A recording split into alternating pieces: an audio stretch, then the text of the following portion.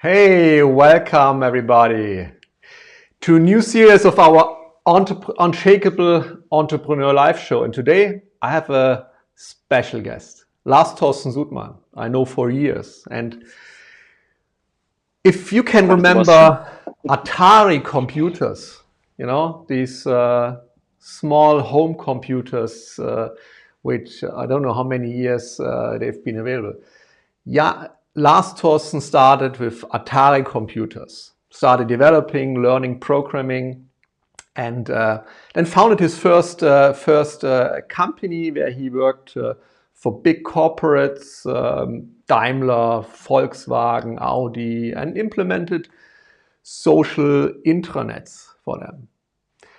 2010, he founded Plula, a company which is developing products around social collaboration. And with the start of the pandemic, Lars-Thorsten sort of helped using the social platform to fight the pandemic with his platform called Pandemina. And by developing this platform, he developed a new ideation process, which he wants to tell us all about today. So welcome to the show, Lars-Thorsten.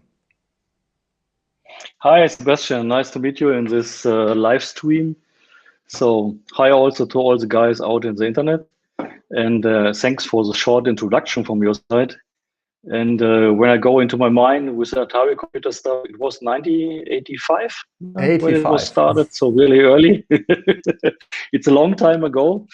And I have started really with some easy hardware business, electronic stuff. That was early things, what we have done. And that was the reason that I fall into the entrepreneurship, because we have done this electronical stuff and then must start a business to write invoices, and that was the starting point of all the things. No? We had a similar history. Quite easy. We have a similar history, actually. Yeah, I also started I started with Amiga computers, so not Ataris, Amigas, but that was the opposite party, like Schalke and BVB. Or BVB. Exactly.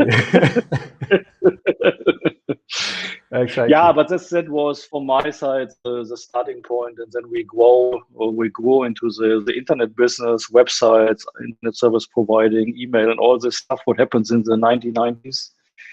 Yeah, and also as you mentioned before, we started also in the automotive section. So it was more or less end of the 90s, where we grow with the knowledge of this internet technologies in workshop stuff and other things. And yeah, there we started then also the development section. And that was also the starting point from my side for doing my own business with own employees and then grow up. And then, as you explained, we make this big shift in 2010, that we created a new company and grow in the social things.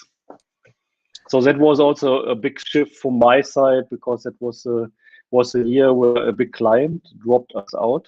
Yeah, and that was one of the first big learnings. I think that's also the important stuff for the meeting or for the conversation today, where we learned how to trust yourself and to work on your own future, and don't let you disturb from others or question others when something happens. And that was for us a starting point again. Yeah. So we lost the client to 10 and then grow in the next business, found a new company with a new story, what you mentioned with the social service stuff. That was one big shift in my life.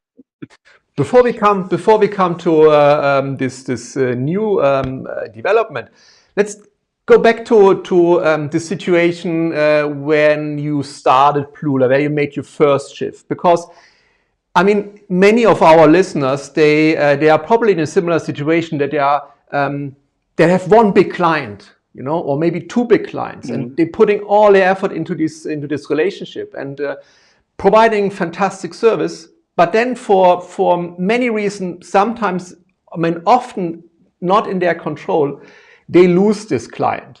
Or the situation changes because management changes at the client side, or for various reasons you can't foresee.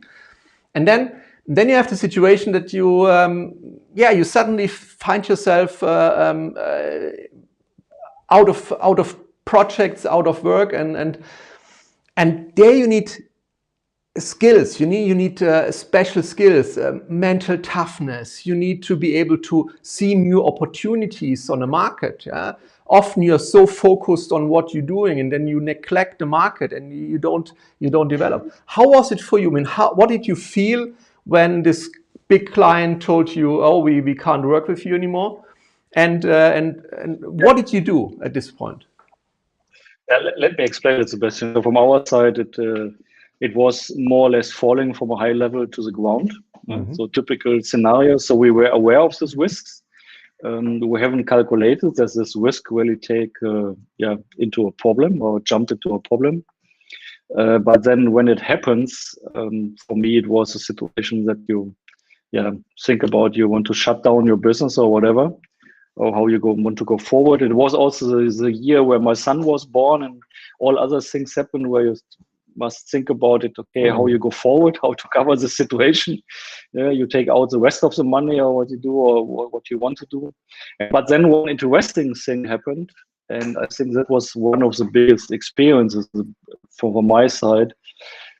I left the company for 2 weeks to think about what's going next now, how you handle the situation. And then I came back, and 6 people are still sitting there. And the 6 guys from my company said, "Okay, story 1 over. Let us take the next story." This I call entrepreneurial mindset. Yes, that was really interesting for me. That was one big learning in this situation, that whatever happens, you have a relation to people, and when the people trust in you, it is also not a problem that you fail. If when you talk about this failures and the situations, you cover this and go forward and work together. And so that was a year where we founded the new company, which is now known as Blula, and started with a new team. And we are now over 25 people. And we have more revenue than the years before, where we were crashed. So everything were once in the correct direction, and everything goes in the right direction, what we want to do. And now we work on a lot of new ideas and new dreams. And the interesting part is that more or less all of 6 people, instead 1 person, are still on board. Amazing. Yeah. It's a long relation of people. Huh? This is the most important asset we have as entrepreneurs, is our team, because without our teams, we couldn't achieve anything. So interesting. So you made this big shift from a service provider working for big corporates to this development organization where you developed this social collaboration software called Blula, and you've been quite successful with that. And then the pandemic happened last year.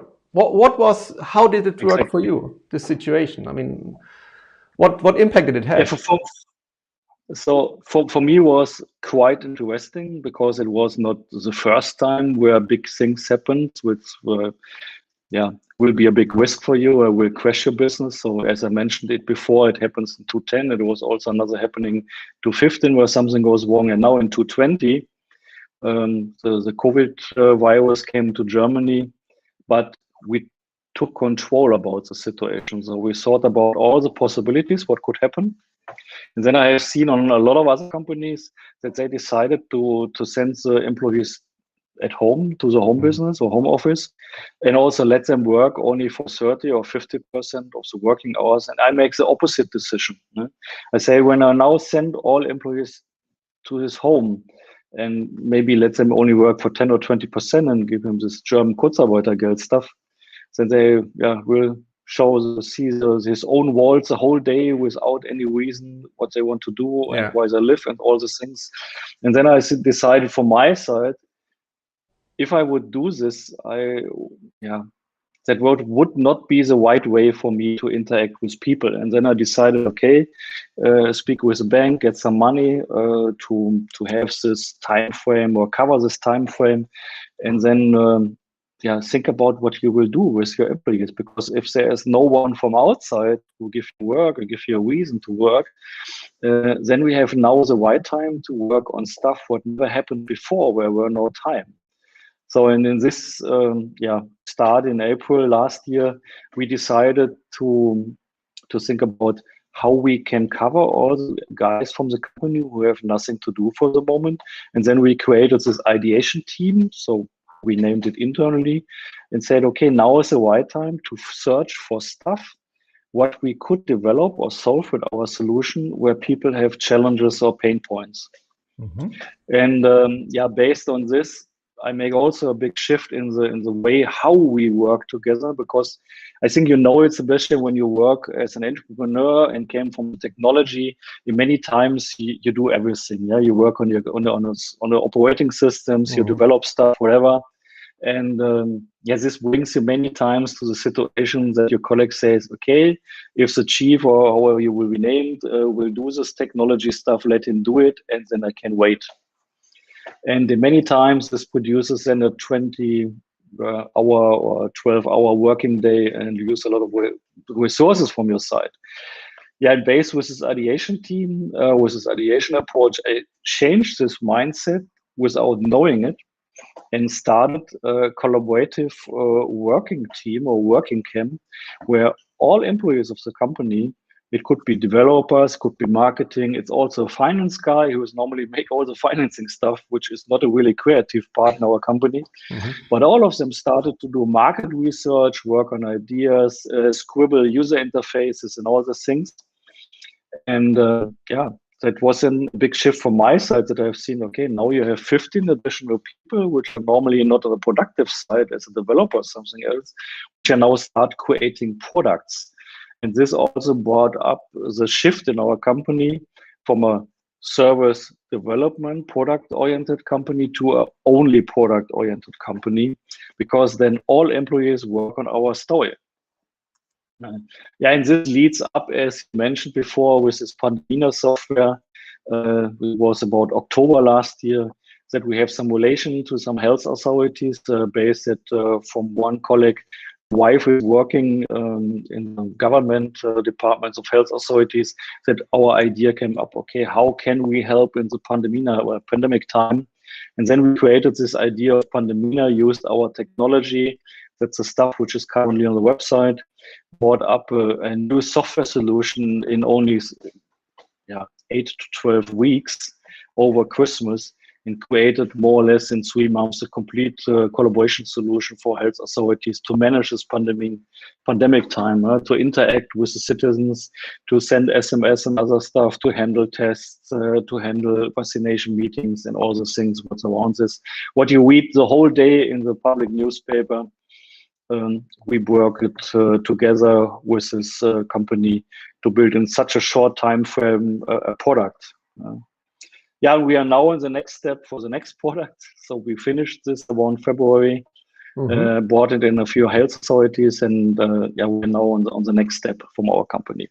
Amazing story. I mean, I like that you use your resources to do something good, to help your community, to help the social authorities in this challenging time. And I think it's an amazing achievement. And I mean, I think what's interesting on top, we haven't only done it with our employees. We also came together with Vodafone, and they have also a team on their side to work together on this approach to help health authorities. So our partner Vodafone, which is a long-time customer, has also worked together with us, make some penetration testing and security checks, brought in the knowledge and infrastructure for sending high-speed SMS and other things, and worked close together with us to bring up the solution for the health authorities. So it was not only internally, it was also externally. And for me, it was fantastic to see how to engage people which are not only in your company, which are also on your partners or suppliers. That was quite interesting too, because it was not only working inside of our company, it was also working over the company borders we had just other people from other companies. That is what we learned in the pandemic time. that the relation between people is important stuff. It has nothing to do with the company itself. It just to do with the community and with the relation between the people and why they like to do what they do the whole day and what's fascinating for them. And that's also my experience from the last months, that all of them, all of my employees, also on the partner side, also a few employees have now skills they have never before. So I have now people from our colleagues and employees from the financial side, from the consulting side, or also from the social media side, which have normally a total different job and are now creating workflows and design user interfaces and interview people from outside. So if you would have this or that solution, what would you expect? So if we would deliver this, how you like it, what would you change? So now I have a company about now 29 people since today. So we onboard the next guy today, who are now able to speak with users. So you know this model from this minimum viable product. Yeah. And we brought this into every head from everyone in the company to work on our stories. And that was my big shift also from the last months. It's quite interesting. So don't think about what the people are doing at the moment.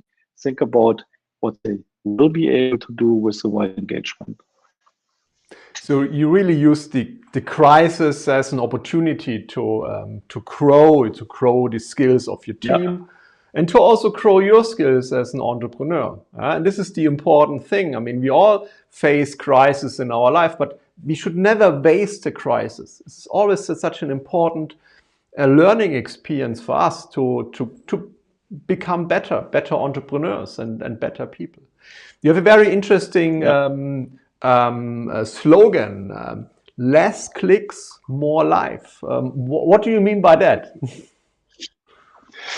Yeah, it's interesting because this slogan was a slogan before the pandemic time, which means we want to reduce, to use time for stupid things and to spend more of the time on things what's interesting for you. We are still working on a new slogan, which it's more like in the direction empower your creativity, because that's also what we learned in the last months. It's not only to speak about work, it's only to speak about what's interesting for you. So what will be fascinating for you as a human person. And that's also what we took under control in our company, or take a look on. So what's interesting for our employees, for our colleagues, what they like, what they don't like, and how we can engage them. And this with this less clicks, more life, is the reduce of work to get things done. And now with upcoming slogan, empower creativity, what will come in the next months or weeks, we think every time about how we can have more time for the things which make sense, and how we can reduce the overload and the irritation we have the whole day. And that's also with the upcoming products, which you will see in the next week, how we bring every user in the situation to get control of his whole day, get these things done with less clicks, more life, and to have more time for the right things. And what's interesting from my side in person too, I have much more time now on the day to do interesting things after this ideation phases we have had the last 12 months. And it's much more relaxed today, how the working day is. And I have a few interesting lessons, what I have done now, what will be also part of our product in the near future, that I took control of my working day and have decided what is important, what should be done, what should be avoided. And we will have some patterns in our upcoming solution who helps you to find for you the right way to work. So that's the interesting part. That's amazing, because you basically made a shift initially from an expert, the typical role you have when you start a company. You know, you're subject matter expert, you really know things quite well. Then you transformed into a manager, where you manage a team, you manage an organization.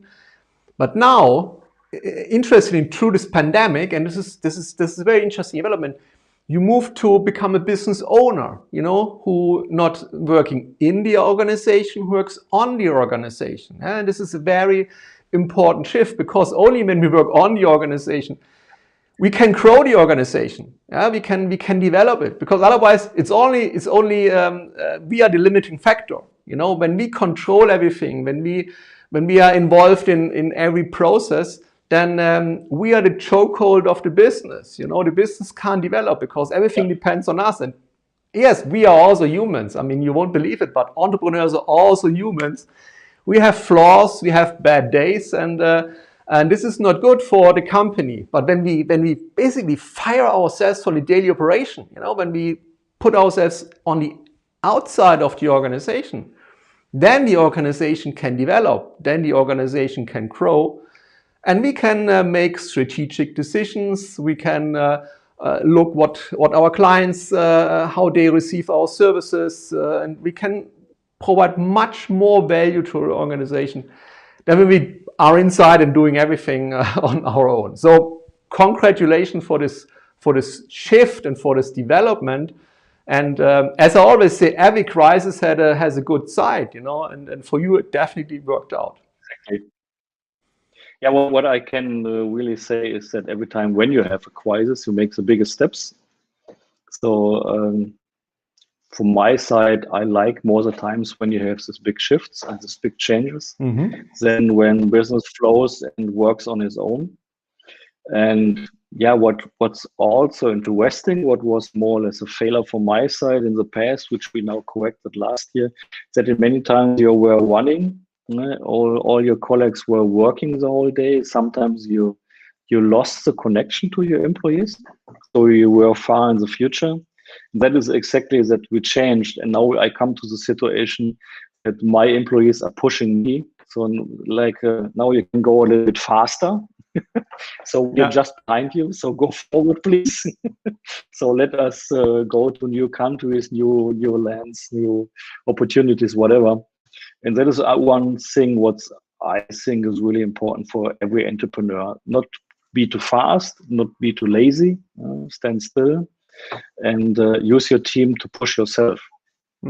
But I think I must not explain it to you. You have more or less done a little bit the same story when I'm white. Yeah, it's so interesting. I look in the mirror whenever I talk to you. So we have a very similar history, and yesterday we actually found out years before, but yesterday I remember that both of our sons are born on the same day. Yeah, so we celebrate a birthday together. So that's amazing. That's interesting, the connections you sometimes have. Yeah, that you brought this in now with the sons. That's also what I see with my kids now, that they earn this, or that they got this way of work or this way of learning, and now anticipating this stuff from my side. And when I see what my son is now doing with his 11 years in technology, and I look back and see, okay, I was a little bit older as I started this way. So it will be fascinating what will happen in the next years. But what's interesting for me, why I mentioned this, is we make a big shift with the home office, with this work together over distances. We know all the issues. I think many companies have that the people want to come back together, want to sit together, have this emotional contact face to face, and not only everything over the webcams. But what we learned, and which will be also part of our offerings in the near future, is how to change the way of work of people, how to interact. And we have fascinating insights. What we see that sometimes people have meetings about 2 or 3 hours, just open the webcams, speak nothing, sit together on a webcam on several sides, work for 2 to 3 hours, speak sometimes, and simulating the same situation than with sitting in the office. Huh? Yeah. I mean, when I come back to my son, there is exactly the same happening. So when I see my kids, they're sitting side by side, gaming Roblox, some other stuff. Then some friends from the school are inside of the same game. Then they have an open WhatsApp channel with a team, with a group channel. And what we do in the company, I see exactly the same on the kids side, without introduction, make any introducing to them or any education for this. Yeah, no So one they told do it them. on their own, and it's for me interesting that in many cases you can learn from your kids what is the best way from our business side to organize your working day, because they do it from their institution or from their experience and what they think makes sense, and we think many times about what makes sense and just doing it. And that was one stuff with this ideation topic also. We now just do things, we test things, we will have many failures, which will happen, but that's okay. That's part of the game from our working life or from our company culture. Yeah, I think we should send our kids to our clients, actually. Yeah? We should send them to big corporates, to big banks and organizations, that they teach them how to work. Yeah, that they sit next to them and really question: is this the right way of doing it? You know, is this the right way of communicating with your team, or of tackling some topics? Yeah? Because we are so used the old way, you know, it's built into our system for 20, 30 years, always doing the same things in the same way. And it's very hard for many people to change. Yeah, it's very hard for many people to basically work in a different way. It's also not supported by many organizations. When I see how many big corporates operate, and how many forms you have to fill out in order to get a new a new iPad or whatever, you know, or people sit in a home office and they are not allowed to print, because of security reason, which is fine. But then why don't they get at least an iPad, you know, to work on the document with a pen and on an iPad, something like that. Yeah, it's. I mean, many organizations are still have a long way to go. That's from our side was quite easy because we just working before the pandemic time, also remote from home offices. We have had all these cloud solutions. We have no issues with VPN tunnels or other stuff, like we heard it from many other organizations. So for us, the only differentiation was you came not together in the office. Yeah. But what's also an interesting learning from my side, I think, you know, many people talked in the last months about working hours, if you're overloaded, if you have a mixture between private and work life. And what we have seen that the colleagues who were take care of their working hours versus their free time, which took a hard control before, that really shut down at 5 or 6 in the evening, are now the guys and the colleagues who work on any time. So for me, it was quite easy before the pandemic time. You know that you can start make phone calls 8 in the morning until 6 or 7 in the evening, and then it's okay. Now I have the situation that you see the colleagues all over the day and night and the weekend, because what we also learned is to work when you're productive and when it's the right time. And that's also some advice from my side, from my experience. Don't think in small regulated stuff like 8 hours from 9 to 5 or whatever. Let the people do their work when they think it makes sense from the personal perspective, when they will be productive, when they have the right thought, the right ideas, and let them also organize with the other colleagues when they want to come together. What we do in our company is only that we set up a few meetings, a few calls on a day, which is not more than 1 or 2 calls per person, which is organized, and all the other stuff will happen when the colleagues think it makes sense. Yeah. And since we have done this, which started April last year when the pandemic time started, now we are in the situation that we have a complete different company, that the people work anytime.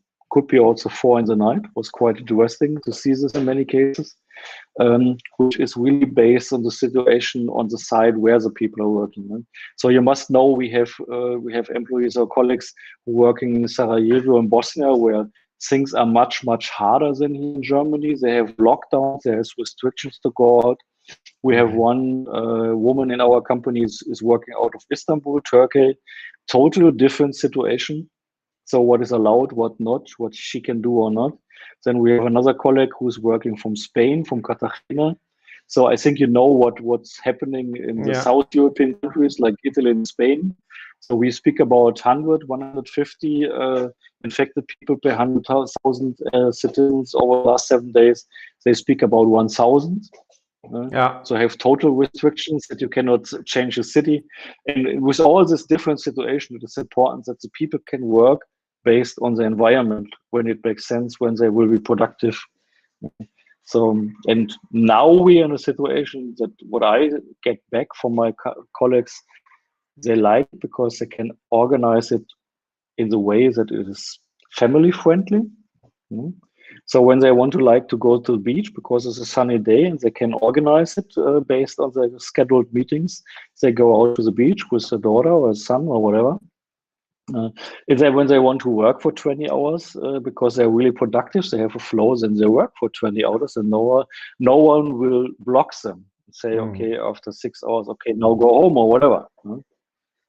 And that's something what I really can give as a feedback to everyone. Hear what your body is saying, what your emotions are saying, and then do it when it's the right time and when from yourself and also from your network, from your family, whatever. Everyone says it's now the right time to do things, or no, you must spend time with us. What's interesting for me, I have now many times a situation that my wife is calling me, if you like, you can work longer. And you know the opposite way normally when you come to the lunch or the dinner or whatever. And now I get messages from my wife, if I like, I can be more productive and stay longer. Stay in the office. Different order. That's very interesting. So when normally when you think about before pandemic times, so when you stay longer, you have some things, so then you have some trouble. You said you come home at 7, but it's 7:30 now or something else, and now the total opposite way. It's interesting. Yeah. Well, from my side, the pandemic time brought up many new opportunities, many new ways of work and how to organize life, many restrictions which we currently have to cover. But I do not see this as a problem. I see this as a challenge to go forward, to enter new areas where we can do things, new contacts to clients. I also learned with a few new sites from employees, from our clients, because I have a complete different connection to them now. So I think many people are now more and better connected than before, and also learn how to connect over distances in a better way. Yeah, no, definitely. I mean, I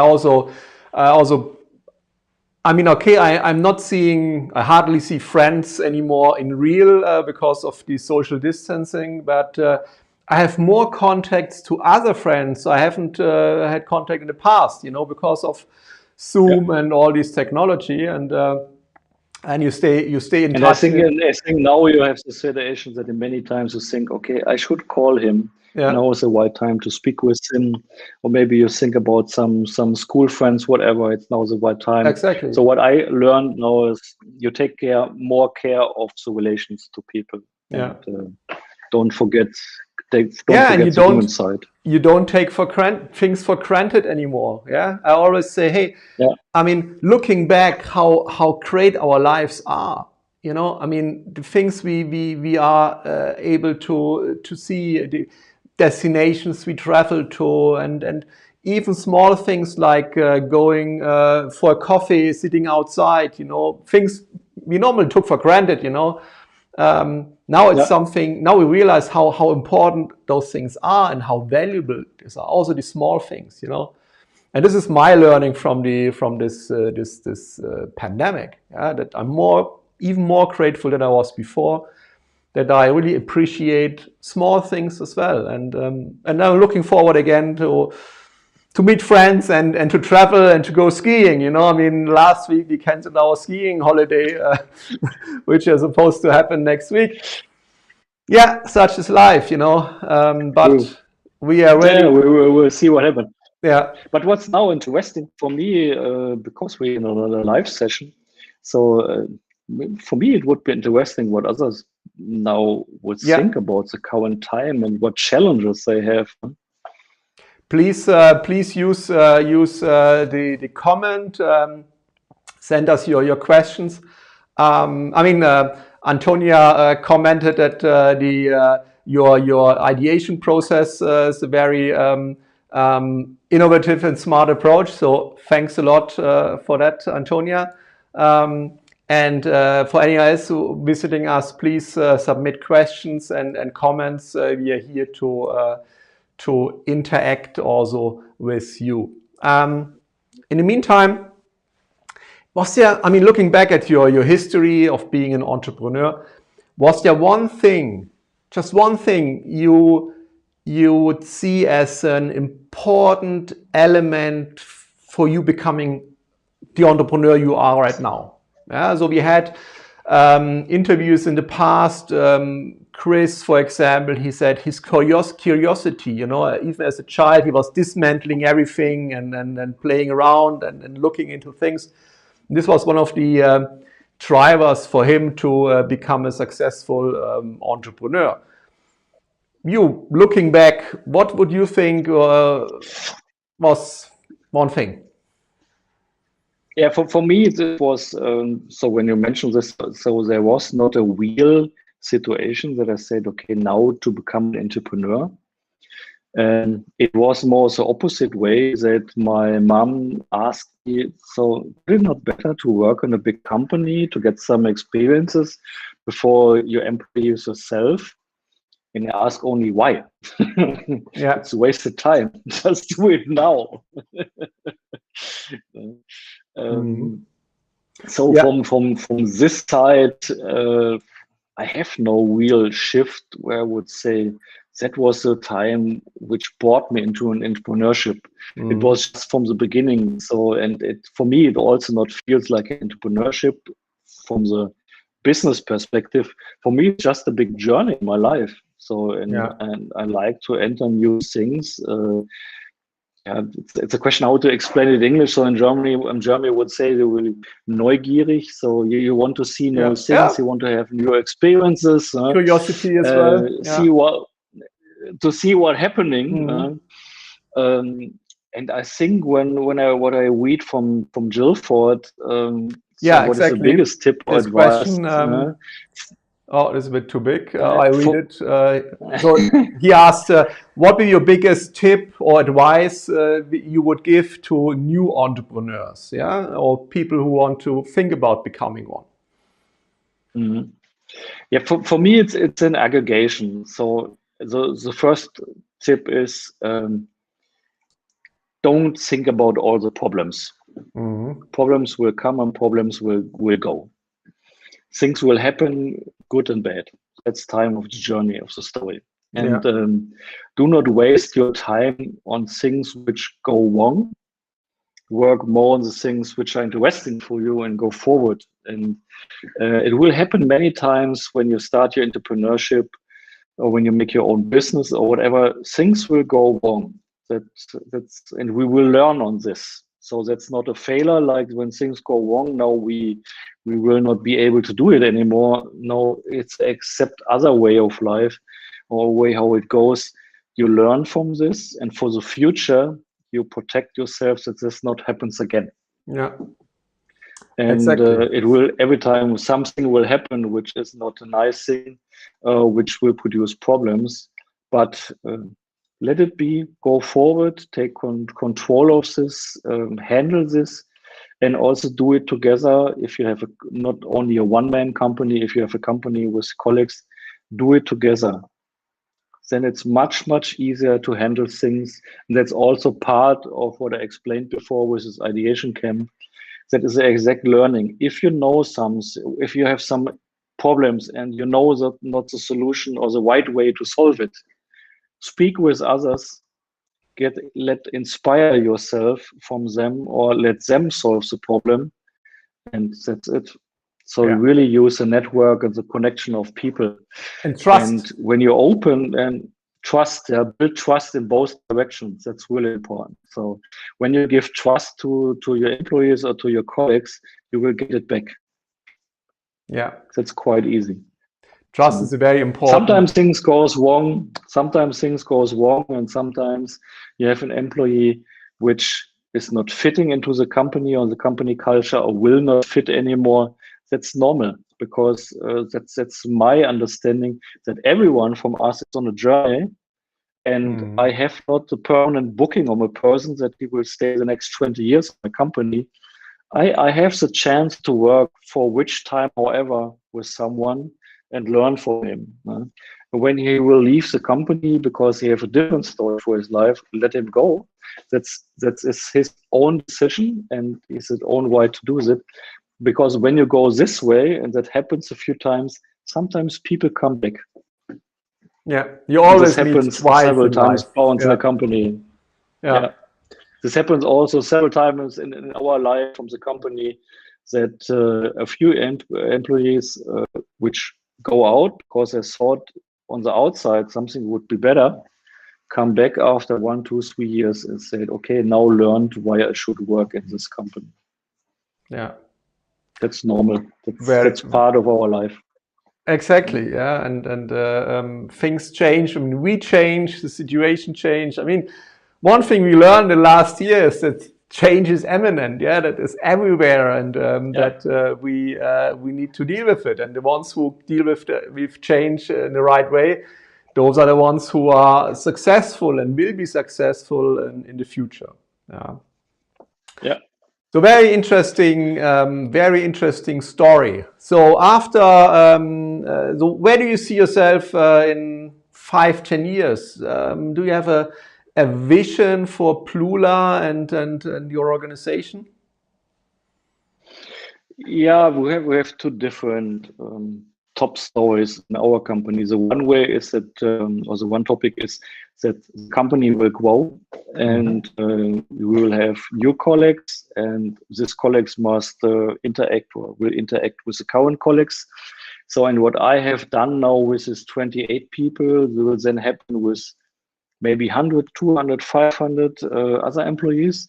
But then I'm not only in the driving seat, also other colleagues are in the driving seat.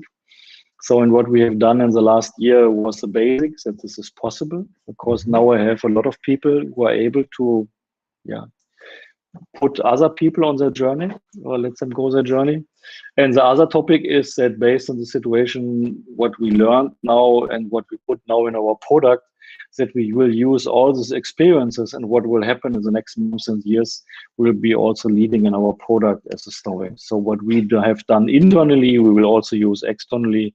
Yeah, and in the best case, when I think about a millennium company, or whatever you will name it, or a unicorn company, the idea is to bring all these experiences and this insights and the thoughts to everyone on the world, and let him do the same experiences or different experiences, go his own way, and use this ideas and this outcomes from our side, and let them design their own life.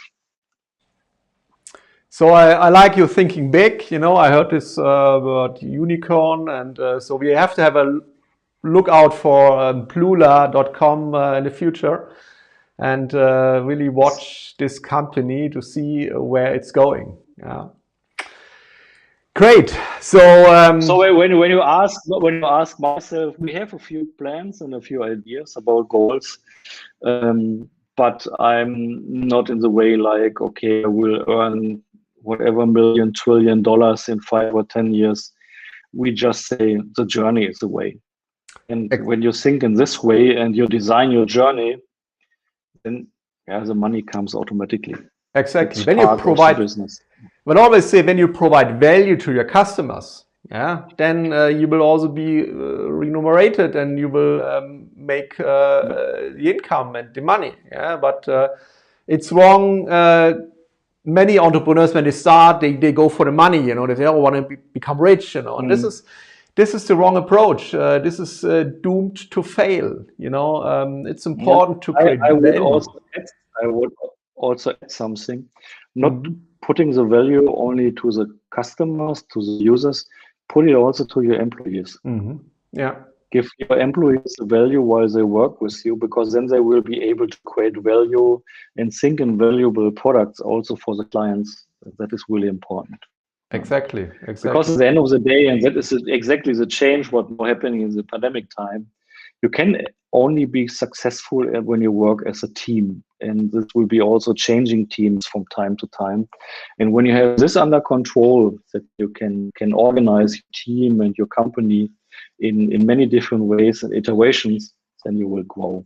And then you will also take every crisis and will handle it. And the best learnings we have had the last 12 months, that this is possible.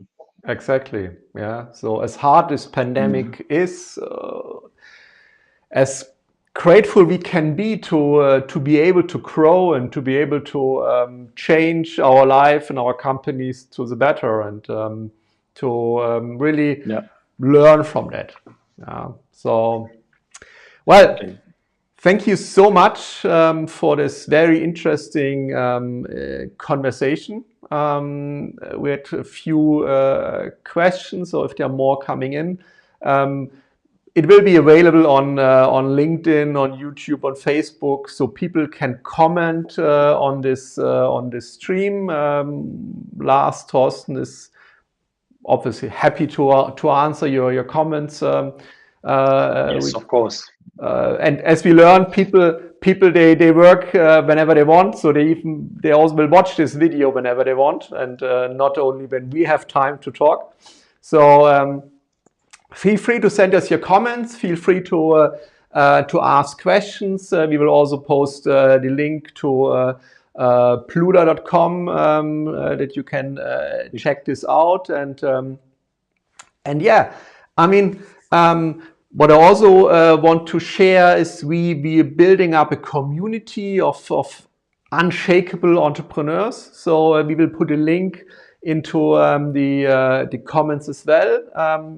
We invite everyone who wants to go to same journey as Lars did, who wants to move from an expert to the manager, up to the business owner, to the entrepreneurial role, and this is the purpose of this community. We want to support each other, and please feel free to join. It's community.sebastianschiege.com. We will put the link, as I said, in the show notes. And yeah, we will be back next week here on live at 4 p.m. The week after next will be a break, because I will be on holiday. I will spend time with the family. But I'm looking forward to see everyone again here next week on Thursday. And Lars-Thorsten, again, thank you so much for your time, for the insights, and have a fantastic Easter holiday. Yeah, thank you, Sebastian, and also out to the community. I'm also on your community, so you can comment the YouTube streams, you can go into the community, we can interact there and work on groups, and I'm happy to share also future insights, how we handle stuff and how we help our own colleagues, with everyone who is interested in this. Awesome. Thank you so much. Have a good afternoon. No? Have a good afternoon. Bye-bye. Bye-bye.